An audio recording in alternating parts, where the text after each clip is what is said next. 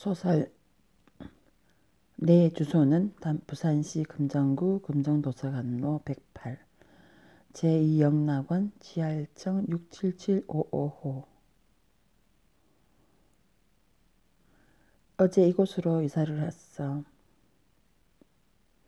이사하기에 좋은 날이었는지는 나는 알 수가 없어. 11월 11일 오전까지는 깨어 있었던 것 같은데 그 이후로는 기억이 없어. 낮에 잠시 1층 경비실에 들렀더니 전자벽시계에 11월 13일이라는 빨간 숫자가 빛나고 있었어. 이틀 동안이나 잠들어 있었던 거지. 아마 수술을 많이 한 내 육신이 오래 견딜 수 없을까봐 이 일장으로 끝낸 것 같아. 1200도 정도의 온도에서 내 육신을 1시간 이상 태웠을 텐데 아무런 느낌이 없이 난 반잠을 잤어. 그렇게 이사는 오후쯤 마무리가 된 것 같아. 이렇게 몸도 마음도 홀가분한 이사는 처음이야. 내가 태어나서 48년간 최소한 2년에 한 번씩은 이사를 한 것 같은데 그때마다 난 무거운 짐을 옮겨야 했고 이사 비용을 걱정해야 했었지. 매일매일 술과 담배로 하루를 채우시던 아버지는 겨우 내 나이 10살이 되던 겨울에 며칠 밤낮으로 뱃속 깊은 곳에서 토하는 듯 기침을 하시더니 엄마와 나 두 남동생을 두고 떠나셨지. 그즈음 어머니는 인천 소래 공판장에서 싼 생선을 떼어다가 자판에서 팔았었어. 새벽 서너 시쯤 여명이 오기 전 최고의 어둠을 가르고 나가셨어. 무언가 비장한 마음으로 삶의 전쟁터로 나가시지만 늘 어둠이 짙어져야 팔다가 그래도 남은 생선들과 함께 비린내 가득 머금은 몸을 이끌고 폐잔병처럼 귀가하셨지. 삶의 무게에 짓눌린 어머니의 어깨 위에 내 무게까지 올려놓을 순 없었어. 조금이나마 방세의 보탬이 되려고 난 어머니가 떠난 새벽에 일어나 신문을 돌렸어. 그리고 아침밥을 챙겨 동생들을 학교에 보내고 설거지를 하고 난 뒤 난 학교에 가야 했고 다녀와서는 빨래며 집 청소, 물 길어다 놓기 등등 엄마의 남편, 딸 노릇, 두 남동생의 아버지, 엄마 노릇까지 1인 사역을 해야 했어. 친구들과 어울려 논다는 건 상상조차도 할 수 없거니와 숙제, 책 읽기 등 나 자신을 위한 시간은 당연히 없었지. 사글세로 살던 단칸방의 주인은 늘 사글세를 올려달라고 했고 2년마다 우린 더 좁은 방으로 이사를 다녀야 했었지. 짐을 정리해서 묶는 것도 예약하에 옮기는 것도 앞에서 끄는 것도 다시 정리를 해야 하는 것도 당연히 내 몫이었다. 어른이 되고 결혼을 하고서도 거의 2년마다 이사를 해야 하는 상황은 끝나지 않았어. 그런데 말이지 48년 만에 처음으로 난 아무것도 하지 않고 이사를 했어. 그리고 말이야 처음으로 나 혼자만의 집이 생긴 거야. 9살이 될 때까지 인천 남동구에 있는 구월동 산동네 판자촌의 두 평 남지단 난간방에 5 식구가 좁게 옹기종기 살았는데 이듬해에 아버지가 떠나시고 4 식구가 되었을 땐 참 미안스럽게도 잠자리가 너무 편안했어.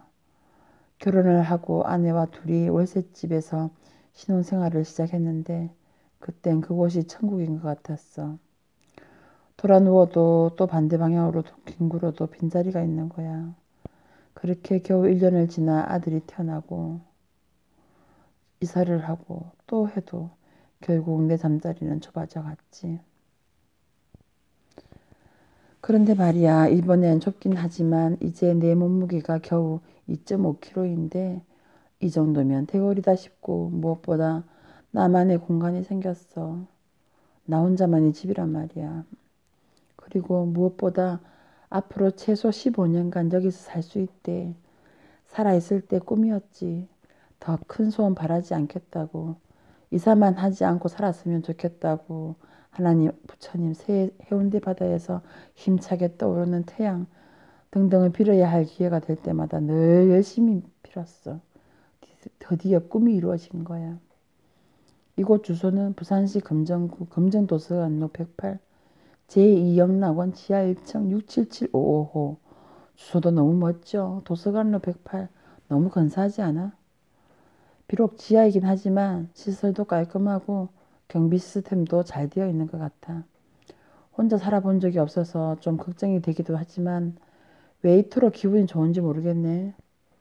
옆집, 앞집, 아랫집, 윗집도 모두 혼자인 것 같은데 아직 인사를 못 건넸어. 오늘 새벽 처음으로 샤프란색 옷을 입은 여신 에오스를 만났어. 그 있잖아, 일리아스 오디세이아에 자주 등장하던 그 새벽의 에오스 여신 말이야. 도시엔 절대 나타나지 않더니 이곳에 늘 상주한다더군. 도시에선 자신을 반겨주는 사람도 이야기를 걸어오는 사람도 없더라는 거야. 아니, 대기가 너무 오염되어 자기 옷 색상이 변색되었다고 하는 게 맞을 것 같다고. 여기엔 자신을 반갑게 맞이하는 이들이 많아 행복하다는 거야. 어쨌든 난 너무도 오랜만에, 아니 처음으로 이틀 연속 깨지 않고 잠들어 있었던 것 같아. 문 밖으로 나가 너무 신기해서 내 집 대문으로 돌아봤는데 거기에 67755라고 호수가 적혀 있고 문패가 세로로 걸려 있었어. 내 이름 석자가 또렷하게 적혀 있었고 옆에는 자그마한 글씨로 생 1959년 3월 9일 망 2005년 11월 11일이라고 적혀 있었어. 살아서 내 생일을 다 잊어서 기억도 나지 않는데 문패에 내 생일까지 이사 오기 전 날짜까지 기록해 주다니 참 감격할 일일세. 살아있을 때 축하받지 못한 생일을 여기서 축하받으려나? 현관문이 잠겨 있었지. 밀었더니 열리지 않는 거야. 좀 더 정확히 말하면 난 벌써 밖으로 나와 있었어. 밖엔 새벽의 여신 에오스가 거닐고 있었고 새벽 공기를 가르는 새들의 제자 그림이 기분 좋더군.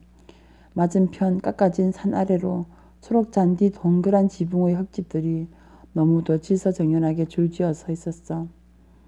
내 아주 어릴 적 보았던 동그랗고 이쁜 어머니 정무덤이 떠올랐어. 그 잔디 흙집 주인들의 문패는 돌비석으로 되어 지하 대장군처럼 그들을 지키고 있고 양쪽으로는 형형색색의 조화들이 그들의 기쁨을 담당하고 있는 듯 했어. 사실 이 모양은 낯설지 않아.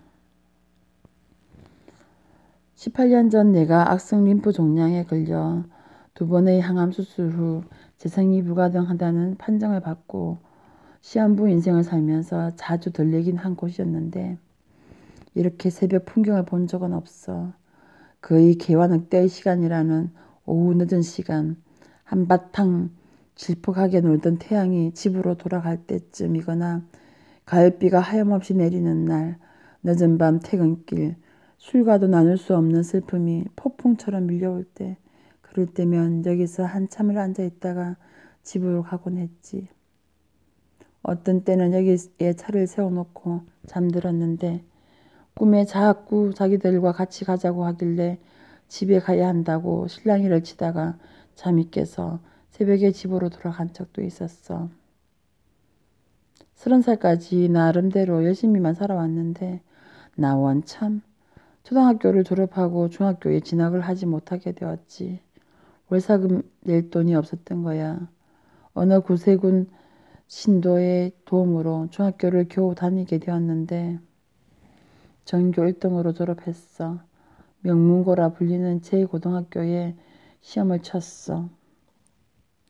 장학금을 받고 다녔어. 학교의 도서부에도 걸렸어. 전교 1등부터 성적순으로 도서부에 선발되었었어. 1층 제일 좋은 자리에 도서부만 공부할 수 있는 별도의 장소가 주어졌어. 그 덕분에 대학교도 4년 전액 장학금을 받을 수 있는 조금 낮은 사립대학교의 건축학과에 입학했어. 33개월의 군복무 기간을 제외하고는 모든 시간은 아르바이트 연속이었어. 나이 들고 아파서 돈을 벌지 못하는 엄마와 두 동생의 학비를 벌어야 했거든. 그래도 내가 성실하긴 보였나 봐. 아르바이트 자리로는 고급 자리에 가게 되었었지. 그 시절 누구나 이름 석자만 말하면 알 수 있는 여자 인기 배우 고은하씨 집에서 사환으로 일하면서 숙식을 해결하고 그 집 아들의 가외 수업 전 과목을 맡게 되었어. 나머지 시간 틈틈이 그분과 친분이 두터운 인기 코미디언 구봉석 씨의 두 아들 가외도 맡아 했었어. 그래도 그 집에 있을 땐 제법 넓은 방에서 지냈었어. 그 집 나이든 집사와 한 방을 썼었는데 조금 넓게 지냈던 것 같아. 공부할 세상도 있고 먹는 것도 제법 고급스러웠던 것 같아. 대학 졸업과 함께 고은하 씨는 부산의 은하극장이라는 곳에 부장이라는 직책으로 취직을 시켜주셨지. 어머니와 동생들은 기뻐해야 하면서 감사해야 하고 또 감사해야 했지. 나는 계속 공부를 더 해서 건축학 교수가 되고 싶었어. 하지만 그 생각을 누구에게도 얘기해보지 못했어.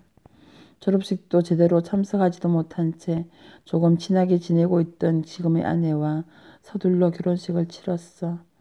직장인 부산 서면이랑 가까운 전포동이라는 황령산 아래 동네 허름한 단칸방에 월세를 얻어 이사를 끝낸 그 다음 날 바로 출근을 했었다. 28 어린 나이에 부장이라는 직책을 받았어. 소위 말하는 낙하산 인사라고 할 수 있지.